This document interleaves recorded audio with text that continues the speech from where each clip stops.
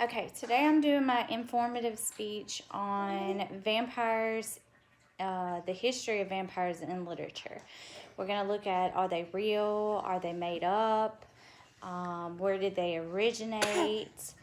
So let's get started. When did the first vampire craze begin? It began in the early 17th century, but didn't become a big thing till the 18th century when the first poem came out about them. The poem was based on a man named Lord Byron. And in centuries to come, people started making movies and films and different ways to portray the vampires. So then it was mostly vampires fed off humans to get their energy and to live. And then later down the road, everybody's vampire became different. Instead of feeding off blood, they fed off of animals, energy, stuff like that. Then vampires became more passionate and started caring about humans, started falling in love with humans. So they became more sympathetic. They fed off animals instead of feeding off blood, so they wouldn't kill the humans. They would still have their energy, but it didn't give them as much energy as feeding off of human blood would. We will look. The first movie that came out in 1813.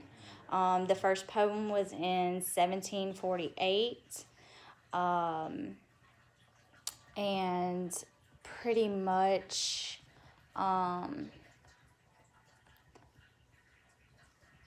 like I said, everybody had their different opinions over the years of what vampires look like, much like we do today. They are made up. They aren't real. I'm also going to show you the picture of the first vampire that they came out with.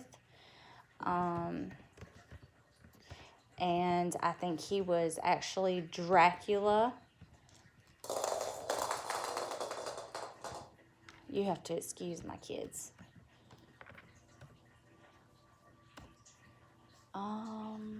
Let me get the image pulled up here for you to see.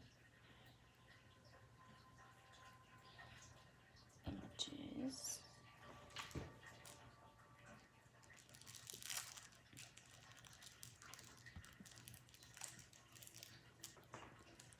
So I'm going to switch the camera around.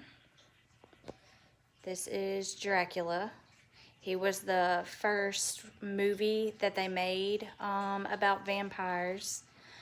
And then the first poem was, like I said, based on a man named Lord Byron.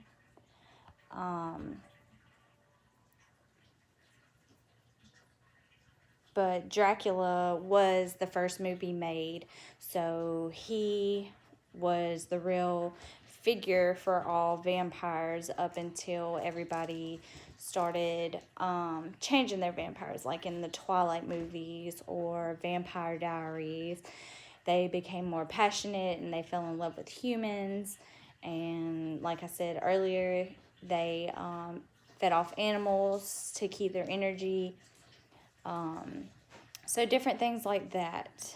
So that's pretty much all we know about vampires and their history and literature.